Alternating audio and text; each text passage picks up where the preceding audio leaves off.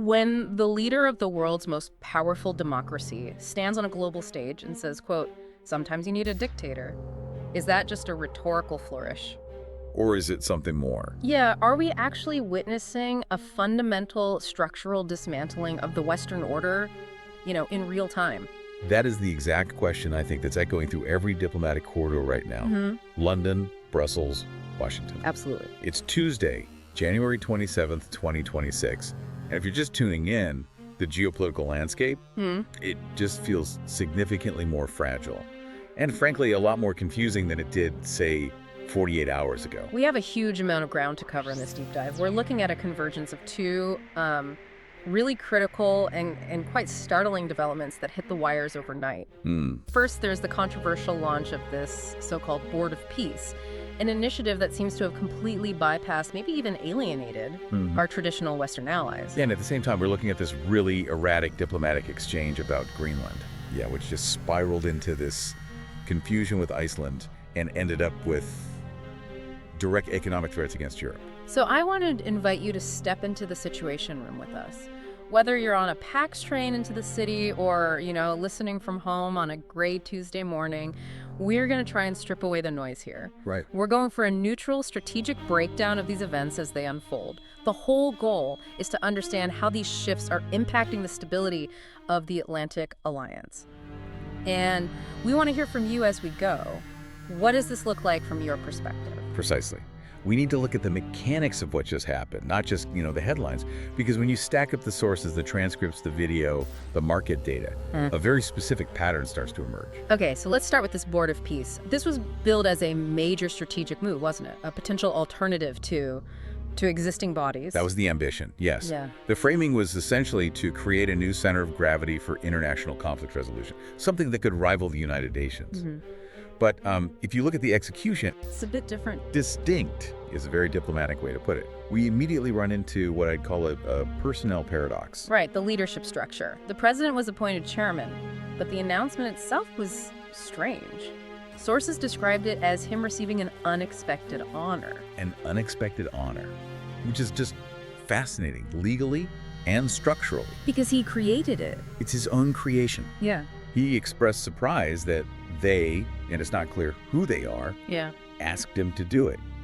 It implies some kind of external, independent process. But it's a closed loop. It's a completely closed loop. He's thanking a board he appointed for appointing him. It's a self-reinforcing power structure. So let's look at who was actually in the room for this. If this is supposed to be a new UN, the guest list is a pretty good barometer of where things are heading, and that list was sparse. Sparse and very specific. The goal apparently was 35 signatory countries. And they got to. Fewer than 20. Yeah. But the real story isn't who was there, is who wasn't. 0 representatives from Western Europe. 0. Let's think about that for a second. A major peace initiative spearheaded by the US president and the UK, France, Germany. The traditional pillars of the alliance. He's just not there. Completely absent. And it wasn't just Europe. The Prime Minister of Israel, who's usually a lockstep ally of this administration, also missing.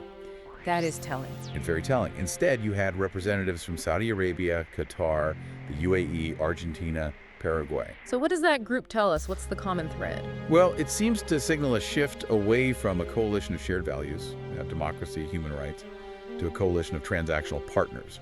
These are countries with very specific security needs or economic interests, not deep ideological bonds. The visuals seem to reinforce that, too. There are reports describing the signing ceremony, where the White House press secretary was the only person applauding loudly for a while before others sort of hesitantly joined in. And those details really matter.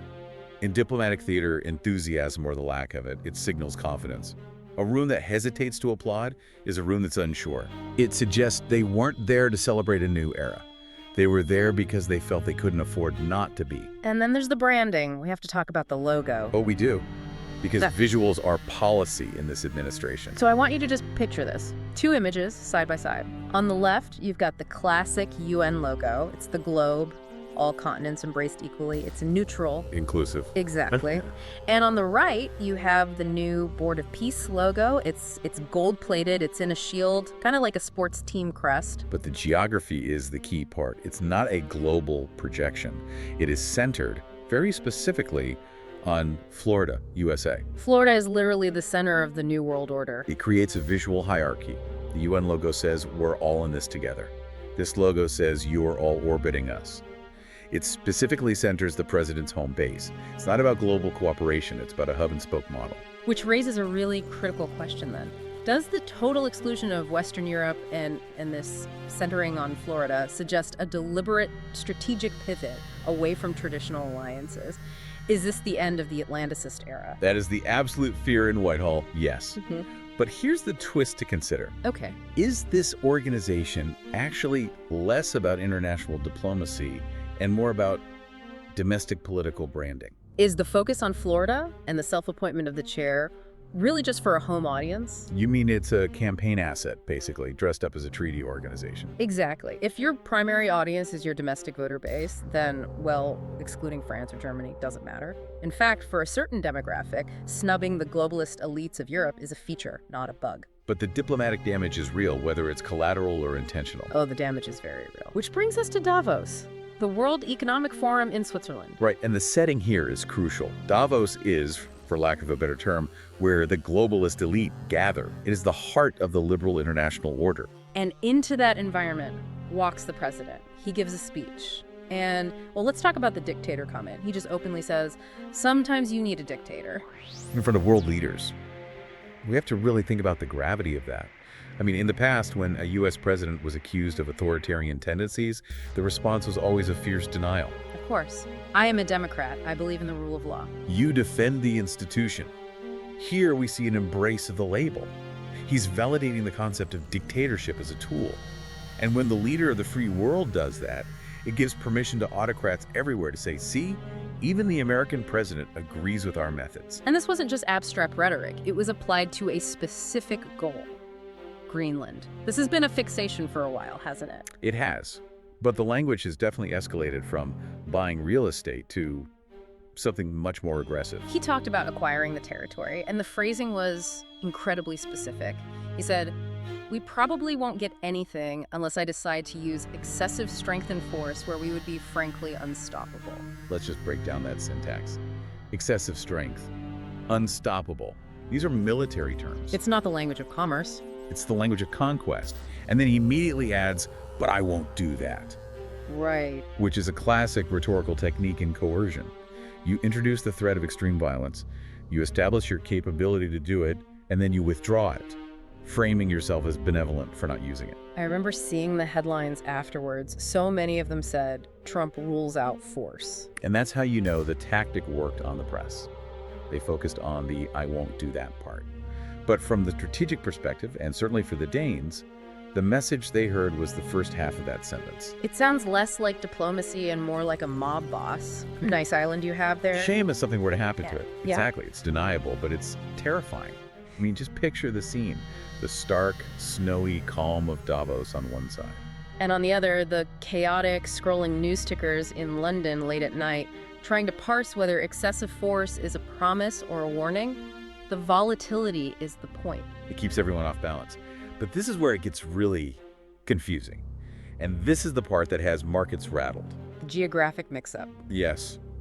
While making these threats about Greenland, he kept calling it Iceland. Repeatedly, he said, I'm helping NATO. I told them about Iceland, and Iceland without tariffs. A piece of ice. And then he claimed the stock market dipped because of Iceland, which, to be clear, the market did dip. But analysts say it was because of his own tariff threats, not the nation of Iceland. The administration denied it, though. The press secretary said his written remarks just said, piece of ice. A defense that asks you to ignore what you saw on the video. But the strategic fallout here is so serious. Iceland is a sovereign nation. Greenland is an autonomous territory of Denmark. They're completely different legal entities. So now the entire population of Iceland, a NATO ally, is suddenly wondering if they're the target of a U.S. annexation because of a verbal slip. Precisely. And remember, he had just threatened steep tariffs on 8 European countries for refusing to recognize his claim. So you have an artificial economic crisis created to pressure Europe over territory. But he's confusing the territory he wants with a sovereign nation he's supposed to be protecting. It's a nightmare for defense planners. It's paralysis. The tariffs are a loaded gun, but the geographical target is confused. How do you form a strategy? Do you defend Greenland? reassure Iceland. The alliance freezes because the signal from Washington is just noise. Which brings us to the aftermath. We have the threat, we have the confusion, and then we get the solution. It's phantom deal. Right. After the speech, the president announces on social media he's met with the leader of NATO. And he claims they've formed a framework of a future deal on Greenland to stop the tariffs. Problem solved. Crisis averted. That was the narrative. He then goes on a major financial news network, describes it as having a concept of a deal. He says it's a little complex, will be explained down the line. We've heard that phrasing before. Concept of a deal is usually a placeholder for the details don't exist. And in this case, the verification came very, very quickly. It was a shocking contrast. I mean, just picture it. On one screen, you have the president claiming this victory. On the other screen, the NATO leader is live on air, and he tells viewers the issue of Greenland did not even come up in their conversation. He was categorical about it, said Greenland remains firmly under the Kingdom of Denmark. The issue was not discussed. So it's not a difference of opinion. It's two completely different realities being presented. It is. And it's a pattern. Let's trace the arc here. 1. Create a crisis where none existed, the Greenland tariffs. 2. Introduce a confusing, threatening narrative, unstoppable force, the Iceland mix-up. Then 3. 3.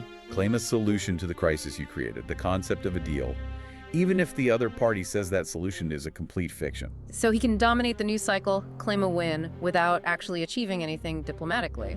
And he walks away looking like he fixed the tariff threat, even though he was the one holding the weapon. But for the UK and for Europe, the instability is still there.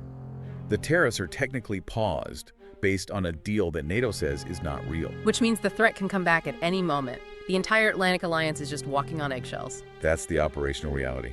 So to recap, we have a new international board with almost no Western buy-in, a Davos speech marked by authoritarian rhetoric and genuine geographical confusion, and a NATO deal that seems to be entirely fabricated. And while that Board of Peace might just end up being ineffective, a gold-plated logo with no teeth, the tariff threats, that unstoppable force rhetoric, that creates real volatility for everyone listening.